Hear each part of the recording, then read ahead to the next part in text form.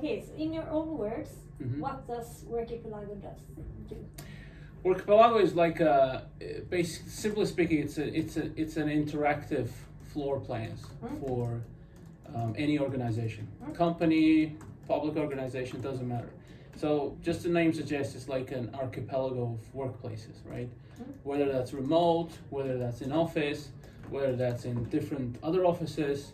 So the world is changing into like a hybrid workplace or something else. The future of work is uncertain. So Workipelago is kind of making the organization and management of that new workspace.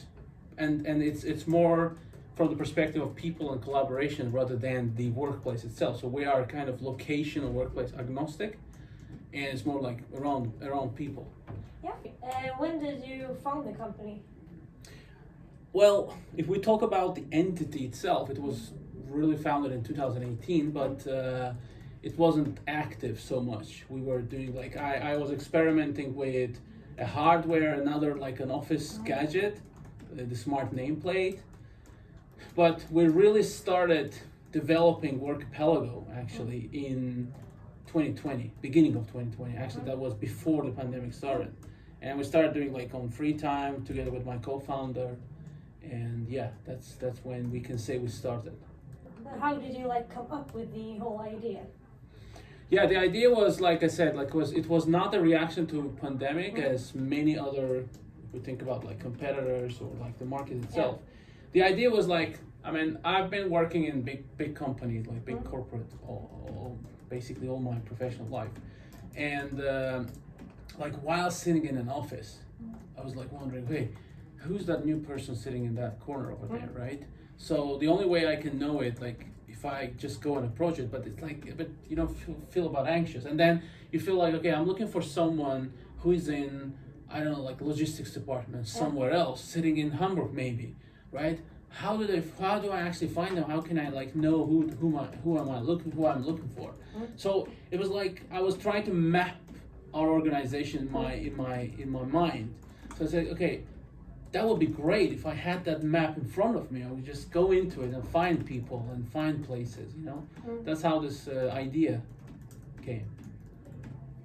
I can recognize myself here, like exactly, I'm going to talk to this person. Yeah. I don't really know where it is. Yeah. That's great. Let's see, how many do you have working in the company right now? Right now we have like this two co-founders like actively working. There's another co-founder who's inactive, and now we're also hiring some interns, and we will be hiring soon. But effectively, there's like 4 of us right now. When did you first join MINC, and why did you join us? With Startup Labs, I actually I actually joined like back in 2020, I think. Yeah. But then the pandemic started, and then I never came here. Actually, I was working, and I still like had my full-time job, and then because there was no one really, in the house, I never started. So I rejoined Startup Labs again in 2021. And that was quite unique because normally you just have one term, but MINC was quite generous to accept us again into the Startup Labs. So yeah, I would say that I've been around, coming in and out since 2020. Yeah. How did you find us? How did I find? Well, I think it was quite obvious that if you're in Malmö and you are looking for like the startup community, MINC is like the name suggests, right? If you just type in Malmö startup incubators, the first thing that comes is Malmö Incubator. That's MINC. Great. Yeah. You've done well with that one. Yeah. Thank you. But what I've heard, you didn't stay in the Startup Labs for that long, right? I mean, I completed one term, like one full term, I believe, and then which was like from 2021 until beginning of 2022, and then we applied for the incubator. Yeah. What did you think of Startup Labs? Do you have like an experience? I think Startup Labs is a great place for anyone who has some idea. Because I was still coming here having like full-time job, like it was quite flexible, right, around your normal time. So if you have a full-time job or if you have other commitments and you have an idea that you want to really explore, it's a great place. You can just come and experiment. You get enough help, There are coaches who guide you through because not every idea is a business, right? So they just help you find out whether your idea is a potential business, or if it's just a gimmick, or they can help you pivot your idea and then maybe turn it into something else. I've seen people really changing their ideas and doing completely different things after the startup lab, or even throughout the program. How would you say it differs from the startup labs? Like, what's it in? I mean, incubator is obviously it has certain goals, and then you go into incubator when you know that your idea is really business, and you have something that, first of all, as a founder, you need to commit to that, right? So when you're ready to commit, then that's when you join incubator, and they want you to join incubator when you're ready to commit. Yeah, great. Do you have like any special like experience or memory from the incubator? You haven't been that long. No, we have just started recently. Yeah. I mean, I wouldn't say that I have any really prominent memory, but it started making changes, having some impact, because you get the coaches, and you're kind of forced into making real achievements. You know, you get goals, and then there's someone like a coach who is actually tracking your goals and making sure that you're there. Yeah, and then of course the access to funding, at least the potential that you get, and then you get support to attend different events. Those things are quite useful. Have you had the chance to join any pitching events so far? Not yet, but it will be soon. It's coming. Yeah. Great. How do you feel about that? Is it nervous or? I wouldn't say I'm nervous anymore. I think I'm past it. Personally, I'm past the stage anxiety. But I'm quite excited, and we need to get into the real business now. Yeah. More about MINC. What is the best thing about MINC, would you say? It's the network and community, I would say, and also the whole spirit here, that people just trying to help you. It's just so it's generosity, I would say. I'm coming from a country where, I mean, the startup environment, the startup culture is just kind of picking up. It's just picking up, and that's because there are people who are have done successful business outside the country, and then they're coming back, and they're trying to create that environment. But here, being in Malmö, you're kind of in Europe. Yes, in Sweden, probably Stockholm is seen as a better, more favorable location for startups. But I mean, here you have proximity to Copenhagen, you have proximity to the rest of Europe, and I see that Malmö is is currently growing. And it's great to be in that growth. Growing with. So there's lots of. I've been to some events recently that I've seen startups from Germany coming in, from other places in Europe. And I can also see that there's connection now forming between Skåne and Spain and Berlin, other major startup hubs in Europe, which is great. Totally. What would you say is the best thing about running your own company? The best thing is that you get to make a real impact. If you in an area where you want to, right? So, I mean, there are two things. First is that you get you have an idea or whatever, or you are part of an idea, right? You're not always the author of the idea when you're in a startup. You might be a co-founder or something. But then you get to you join that because you believe in it, and then you get to make a real big impact because you're on the bridge, like on a ship. You're on the bridge.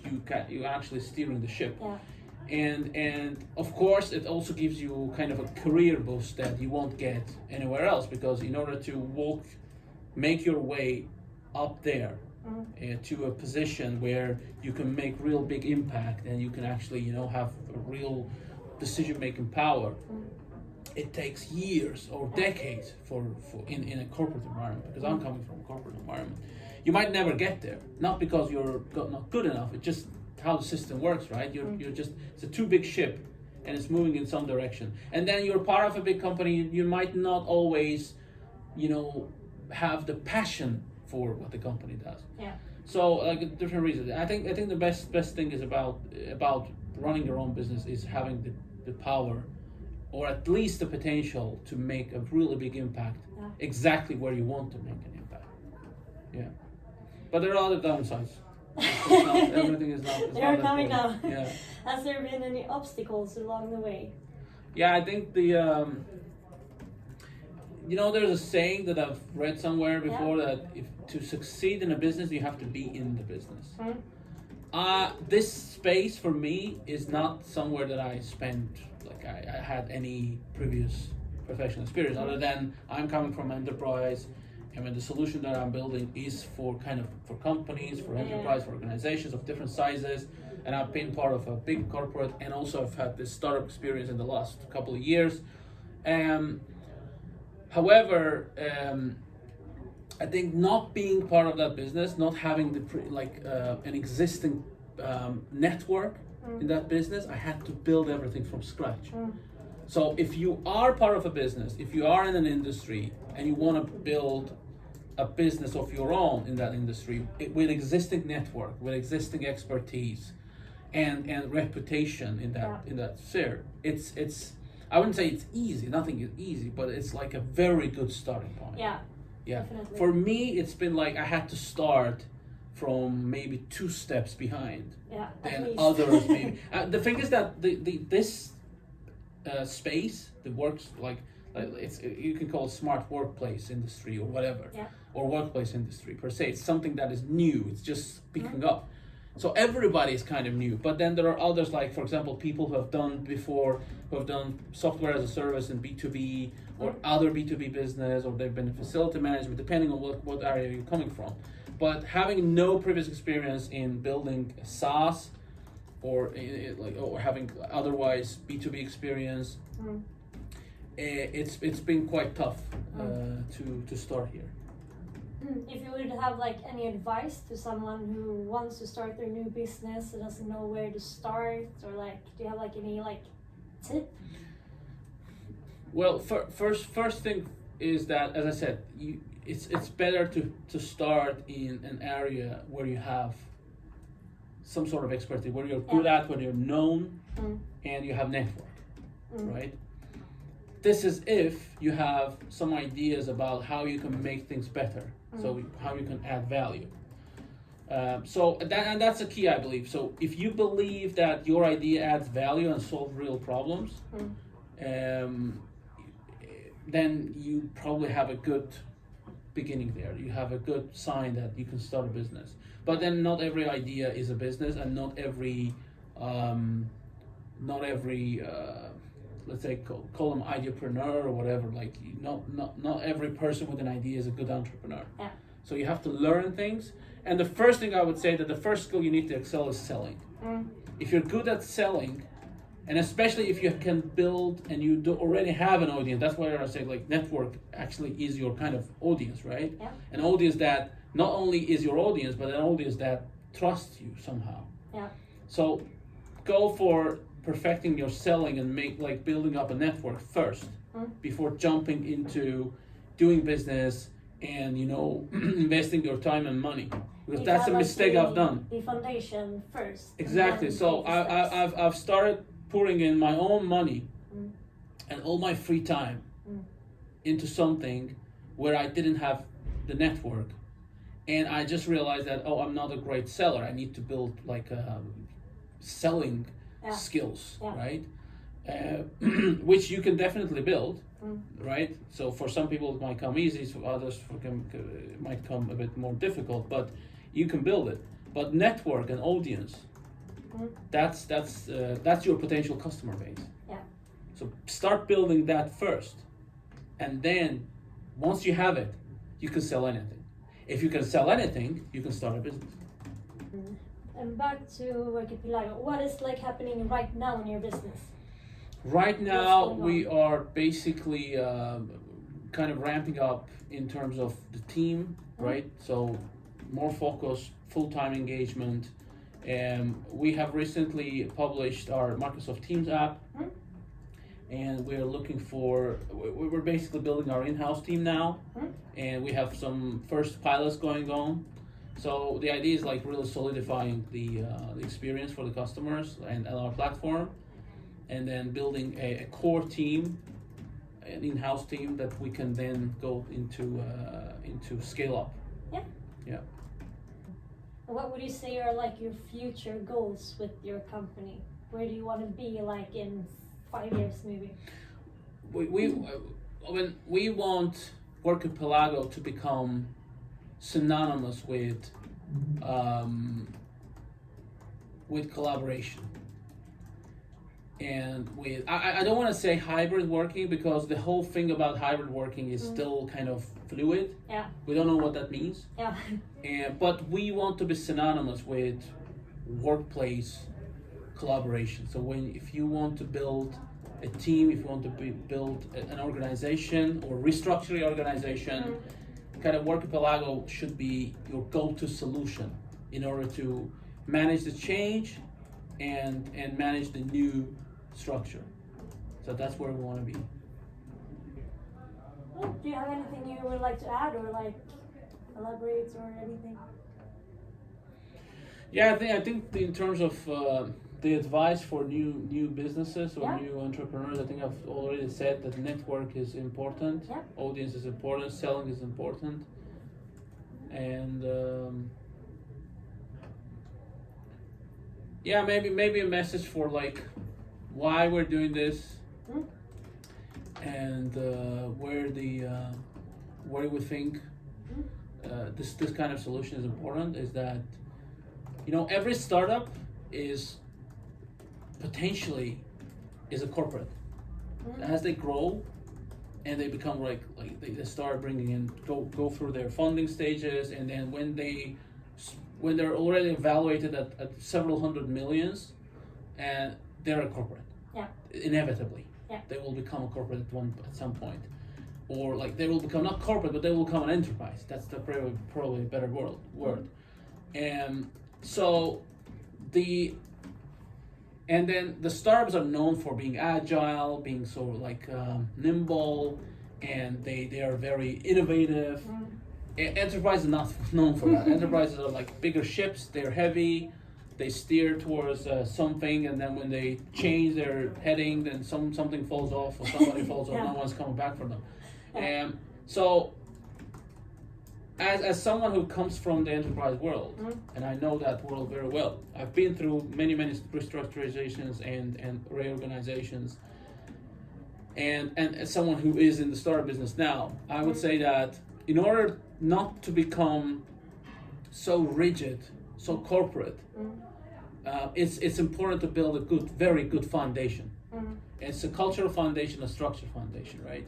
So the startups are afraid of building a structure. They say, "Oh, we're agile. We don't want to have a structure." Yeah. But I think they need to build at least a foundation, a baseline, principles, where their future growth will be shaped around. If you leave it, because I've seen some companies out there, like really kind of, they can be called startup, but they're not really startups, because from day one they had a very strong founding team coming from other different big players.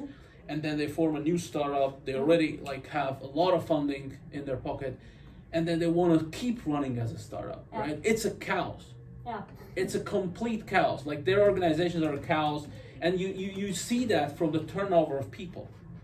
Like they keep hiring all the time, and people come in and leave, right? Because they haven't had the time to build a culture and a structure, right? So I think that every startup, because at some point we want to become an enterprise too. I think it's very important to get the baseline, the foundation right, so you can build your structure on it, because you will be growing. And if you're thinking about your financial growth and your funding rounds, your business, your MRRs and such, you have to think about your organization, your people, right? Because that will have to grow in parallel.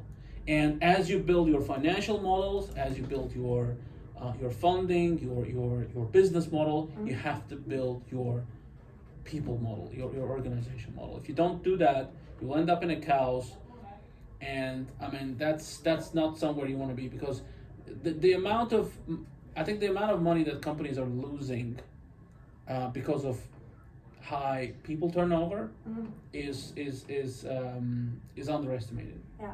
No one's looking at that. No, because everyone just wants more money and become bigger, and then you like lose the whole. Like, Yeah, team because part we have and- also seen like co-founders leaving. Yeah. Why would they leave? Because they stop believing, right? Or they maybe burn out or something. Yeah.